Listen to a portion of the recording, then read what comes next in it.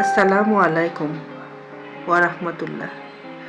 আজ আমরা জানব এক মহান নবীর অসাধারণ ধৈর্যের গল্প, হযরত আইয়ুব আলাইহিসসালামের গল্প। হযরত আইয়ুব আলাইহিসসালাম ছিলেন অত্যন্ত ধনী, সুস্থ এবং সুখী একজন মানুষ।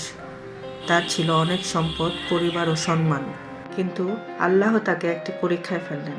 এক এক করে তার সম্পদ নষ্ট হয়ে গেল, পরিবারের অনেক সদস্য হারিয়ে ফেললেন। এমনকি তিনি দীর্ঘদিন কঠিন রোগে ভুগতে লাগলেন। চারপাশের মানুষগুলো তাকে ছেড়ে চলে গেলেন, কিন্তু তিনি একবারও আল্লাহকে কোনো অভিযোগ করেননি। তিনি শুধু ধৈর্য ধরলেন আর আল্লাহর উপর ভরসা রাখলেন। অনেক বছর কষ্টের পর তিনি আল্লাহর কাছে বিনয়ের সাথে দোয়া করলেন, হে আমার রব, আমি কষ্টে আছি আর আপনি তো সবচেয়ে দয়ালু। তার এই ধৈর্য ও বিনয়ের কারণে আল্লাহ তার দোয়া কবুল করলেন।